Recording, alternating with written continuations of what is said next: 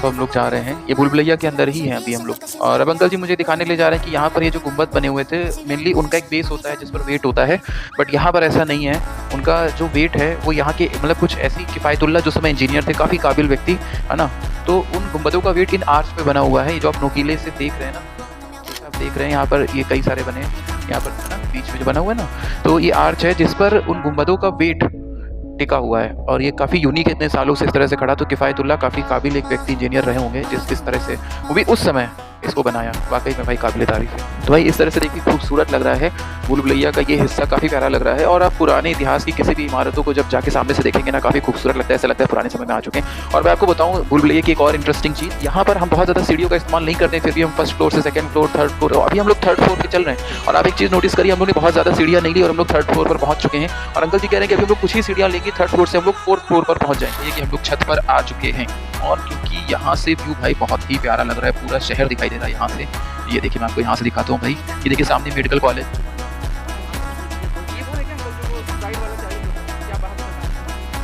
भुलैया की छत पर है, यानी कि फोर्थ फ्लोर पर है, चौथी मंजिल पे है। और ग्राउंड फ्लोर से यहाँ तक आने में हमें बहुत समय लगा और यहाँ से नीचे जाने में भी हमको काफ़ी समय लगेगा, जाहिर सी बात है। लेकिन अंकल जी कह रहे हैं भाई इसीलिए इसको भूल भुलैया कहते हैं, क्योंकि यहाँ से नीचे जाने में हमें केवल 2 मिनट लगेगा। ये कैसे पॉसिबल है भाई? फोर्थ फ्लोर तक आने में इतना समय लगा हमको घूमते घूमते, तो यहाँ से नीचे जाने में उतने से अंकल जी कह रहे हैं कि भाई मैं आगे आगे चलूँगा। अगर मैं कन्फ्यूज़ होऊंगा तो अंकल जी मुझे बताएंगे। अब भाई फोर्थ फ्लोर से ग्राउंड फ्लोर पे जाने के लिए हमें इतना समय लगना चाहिए, लेकिन अंकल कह रहे हैं तुरंत पहुँचेंगे अभी हम लोग। ये कैसे पॉसिबल है भाई? और अगर ये पॉसिबल है तो शायद इसीलिए इसको भूल भुलैया कहते हैं। अब अंकल जी कह रहे हैं, अच्छा मुझे लग रहा है कि भाई जो रास्ते नीचे की तरफ जा रहे होंगे वही सही होंगे। तो काफ़ी कंफ्यूजिंग लग रहा है, इससे तो पहले हटो भाई।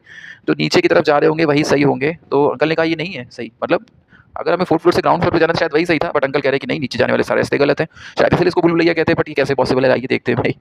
अंकल जी कह रहे हैं कि चलते रहिए, नीचे जाने वाले रास्ते गलत हैं, बस एक बार हमको थोड़ा नीचे आना है। और भाई फोर्थ फ्लोर से ग्राउंड फ्लोर पर आने ये भी रास्ता गलत है, ये भी नीचे की ओर जा रहा है। तो भाई हमें ऊपर से नीचे की ओर जाना है, अगर तो नीचे जाना चाहिए था, बट अंकल कह रहे नीचे जाने वाले रास्ते गलत है। ओके, अब अंकल जी फाइनली मुझे गाइड कर रहे हैं, क्योंकि मुझे तो कन्फ्यूजन हो रही थी। ये भी रास्ता गलत है, ये भी नीचे की ओर जा रहा है। क्या है भाई, वाकई भूल भुलैया है। पहली बार तो आप बिल्कुल गाइड के साथ आइए, वरना आप थोड़ा-सा आपको परेशानी हो सकती है, क्योंकि आप भूल भुलैया में हैं। तो अंकल ने कहा था हम थोड़ा ही नीचे जाएँगे, तो मतलब मुझे लगता है शायद ये वही है, अंकल जी गाइड कर रहे हैं।